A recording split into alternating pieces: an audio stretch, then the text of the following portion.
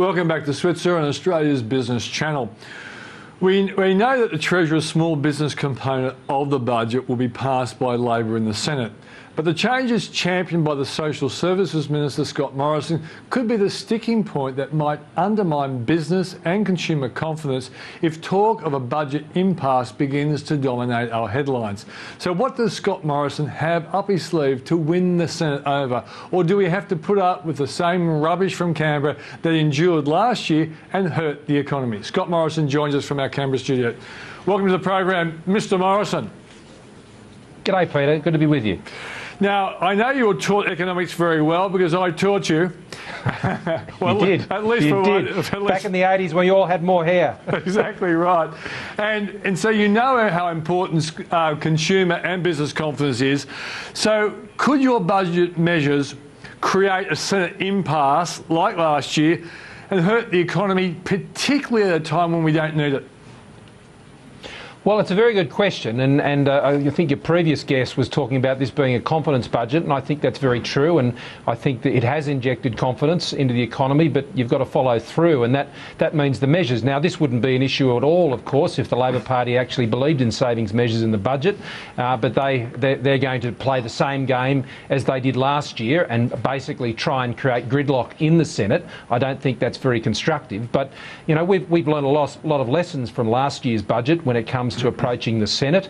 We've changed a number of important measures that they had issues with last year, whether it was on the pensions with the CPI indexation or a measure relating to youth access to the youth allowance in place of the dole, and we've reversed those measures. And we're also working constructively on the issue of family tax benefits. But in the social services portfolio alone, there are $7 billion, just over that, in savings in this budget, and of course we're pursuing savings from the last budget. And this is all important because unless you free up room in the social services budget, then you've got to accommodate, in 5 years from now, over almost $12 billion in spending on the NDIS. I mean, that's got to be paid for from somehow, and there's just over $5 billion of that which is not funded from the levy. So you've got to pay for childcare, Jobs for Families package, which has been very important. That's what these savings will do. And down the track, you've got to pay for the NDIS, and you've got to get on top of the budget problem.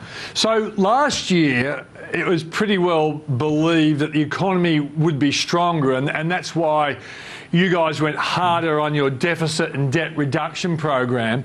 Given the fact that the economy is slower than we all want it to be, and even, as I say, one economist was even talking recession unnecessarily, but still, it's not the kind of language you want out there. And of course, the Sydney Morning Herald ran with it as a front page story. Are you in a position to negotiate with even the crossbenchers to make your reform to childcare get through? Have you had a chat to Jackie? Have you taken Ricky for a car drive, as Peter Costello recommended, to get on side with these guys and say, well, look, this is better than last year and we really need to get through for the sake of the growth of the economy? Well, this is certainly the argument that we've been making, and we have been making it over a long period of time. There was particular measures that I took crossbenchers into my confidence over prior to the budget, particularly in relation to the pension changes, some $2.54 billion in savings that relate to the change to the assets test that we've discussed there, and that's something we started that process long ago with. But I also brought in external stakeholders like ACOS in particular, but CODA, the Council of the Ageing, and National Seniors, and that has been an important part, I think, of the process. But it is unfortunate that the crossbenchers get thrust into this position every time. I should also stress that on some of these measures, I now have had, over the last few weeks, some constructive discussions with the Greens, and Richard Di Natale, I think, is taking a far more pragmatic approach to his role than we've seen before from the Greens, and I welcome that. But that doesn't get us to an outcome yet. But I think the point you're making is the Senate has a responsibility, the Parliament has a responsibility, I think, to ensure confidence. The government has put forward, I think, pitched the budget right in the sweet spot for confidence and getting the balance between continuing to have strong savings measures to address the budget task while also reinforcing confidence by backing businesses' decisions, backing families' decisions and backing young people's decision to work. Yeah. Now, your childcare package is worth about $850 million. But really, the new spending is about $327 million. But the fact that you've put this condition that the family tax benefit savings from last year's budget, which haven't been passed, have to go through, are you going to show any flexibility for the sake of the economy, Scott?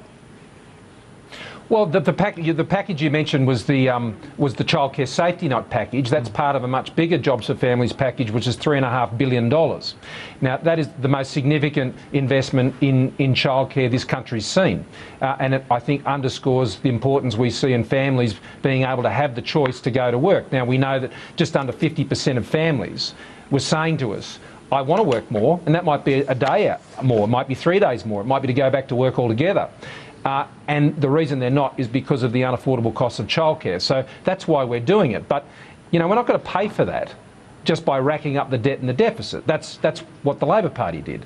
And so we have a very clear nexus here between finding savings in the social services budget and deploying those savings to new areas such as childcare. So I'm working with the crossbenchers on the family tax benefit measures from last year. I think we are having some pretty constructive discussions on those. And it is about doing the work. It is about, you know, respecting what they're telling you and listening very carefully. But at the same time, the government has an objective here and we intend to meet it. OK, you've got another interesting program is the subsidised nannies program. But some of the professional organisations say you've set the qualifications too low. What's your reaction to those organisations? I'm going to let families decide.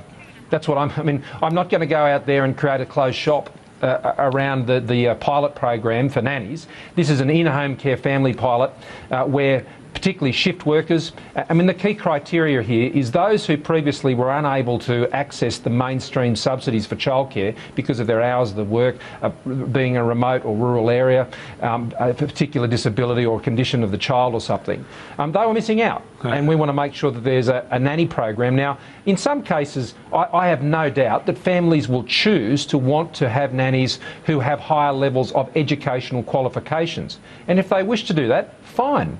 But I'm not going to prescribe that decision for that family. And this is a pilot. This is not a mainstream application yet. And I would like to see a more flexible approach trialled in this way and really let families make the decision rather than governments and industry bodies and other academics and others start telling families what they have to do and not do when it comes to their own children. There was a staggering story in the Sydney Morning Herald of a family who said they were spending $170,000 a year on childcare.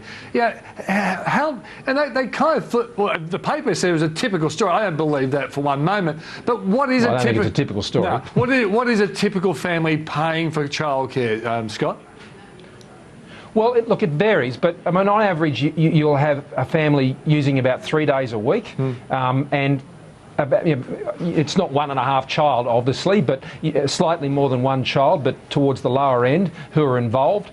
I mean, the fees that they're paying today, they've been going up pretty significantly over the last 10 years or so, but the most recent figures that came out for the June quarter of last year were showing that it was slightly less than previous years, which we welcome, but the rising costs have been a real problem. But the fees will range anywhere from about $110 a day on average up to, you know, far more than that, but particularly in rural and regional areas, those fees can be a lot less, around about $70 or $80 a day per child. So, I mean, they're the sort of costs people are facing, but the taxpayer foots 2/3 of the bill in the sector.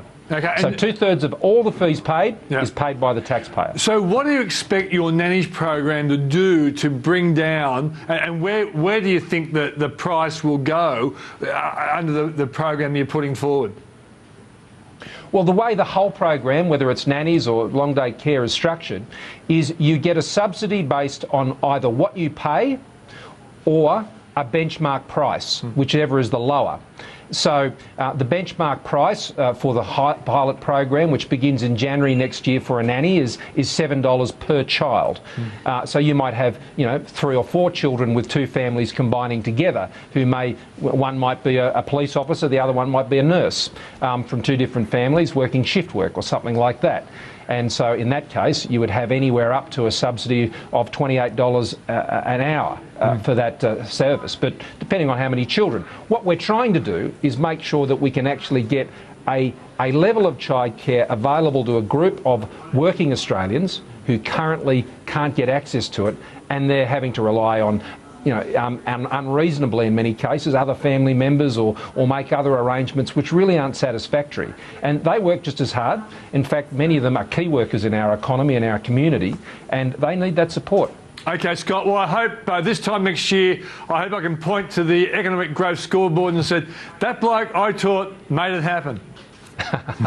Well, we've all got our bit to do, and I appreciate the bit you've done. All right, mate. Cheers. Thanks for coming on the show. Cheers, Peter. Coming up, we'll slice and dice today's Reserve Bank decision with an interest rate expert.